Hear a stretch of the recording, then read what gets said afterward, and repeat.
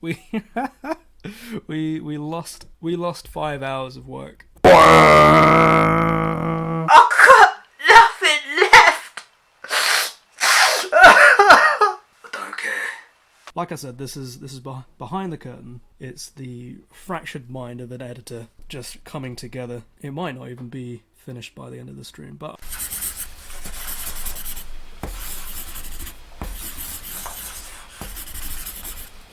one of the main things in video editing is nothing is linear. Everything's everywhere. Everything's everywhere. Things everywhere. Things everywhere. This is the day that I went to go see a fly-tip fridge left by the wayside.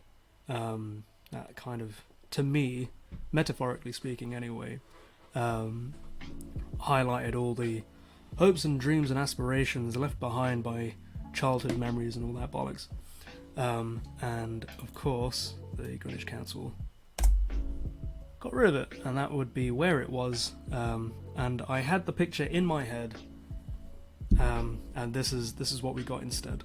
You can see that this is a long exposure. You got all the traffic going past. The shutter is open all the way to there as the car goes past, and that's why you can see the lights. And that's why you can paint with light. It's always fun to show people how to do it. You can pretty much do it on anything with a manual setting. That, in my opinion, is lovely. That's nicely exposed. But the whole point was to show you that there is an indent in the grass here somewhere. And this is quite dark, because it's kind of captured the nice light there. That's kind of pretty much perfectly lit. We need a little bit of this to be better. Going to develop. I want the shadows to be deep, but I also want to show a little bit of evidence of the where the fridge was. We don't want it to be too white. A little bit of richness there, but not too much, otherwise it will just make it like that. Am I happy with that for the time being? Well, we can always change all of this. See, this is the thing, I go by feel. I'm looking at the histogram. As long as there's a little bit of a gap here, visually it's fine. Well, histogramically is fine. Visually, I'm okay with this. So, when I first found the texture and clarity, I just went pff, pff, but that's not good. It doesn't please anyone to see that. Let's be a little bit more gentle with it. I might even just do a little bit less than that. DHZ, motherfucker. Ooh, damn. No, that's really not what I want to go for. You gotta be careful with vibrance and saturation. You're endangering it into becoming almost like a cartoon. And if that's the way that you want to go, then fucking go for it. Right now, this is a little bit more reality based. Let's crank down the saturation a little bit. And now it's a little bit muted. The colours that we do have, we can make pop a little bit. That makes it look a little bit more gritty, I guess. See, if I had a little bit more space up here, I would probably crop out this, because to my eye, even though it's far away, it's bringing my attention to it. And if we crop it down to there, we're gonna lose a lot of that light, but the lines are drawing you there anyway. I guess it gives a little bit of depth, a little bit of context to where we are, because that's a block of flats. So I guess in the context to the story that this is about, it does make sense. It gives a little bit of context, I guess, visual context. So let's close the basics. Let's play around with the curve. The curve is, so generally you're going to be looking at an S curve. So being in and out, a little bit way, a little bit warm, a geezer. Alright, cool. So, talking about curves, you're normally going to be looking for an S curve. And it's called an S curve because, I mean, it kind of looks like an S. Like, you see that, I mean, you can go really quite hyper with it, but we don't want to be doing that. We want to be a little bit more gentle with this. Like a lover. Like someone you want to court. You want to see for the rest of your life. Maybe that's a little bit too contrasty. Maybe. Let's bring that up a bit.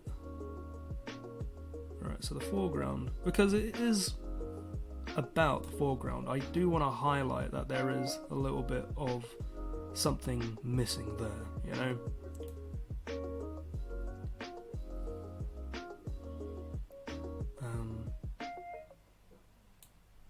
Context is gold,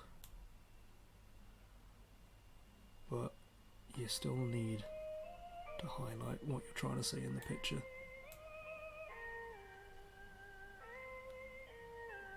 Right.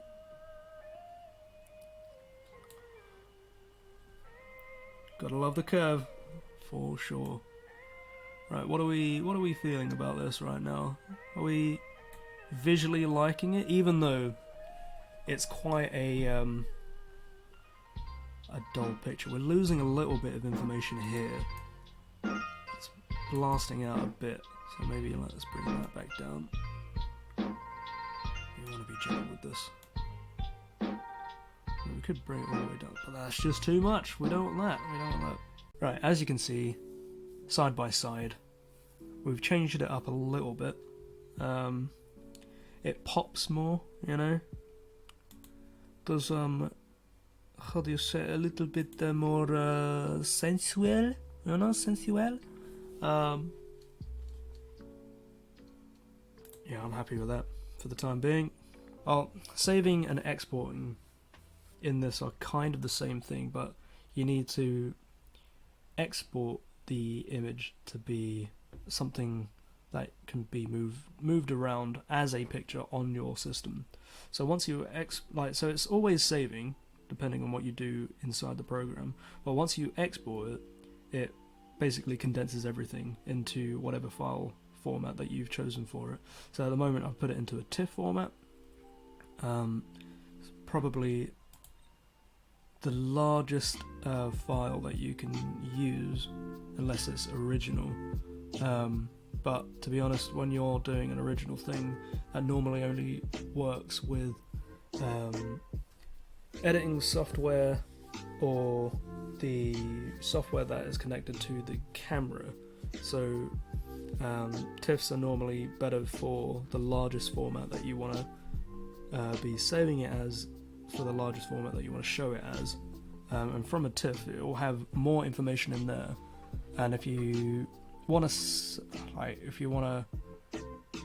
send stuff over the internet, it's probably best to go JPEG. But seeing as I want as much information inside the picture while I chuck it into DaVinci Resolve just to kind of highlight as a picture that we've edited,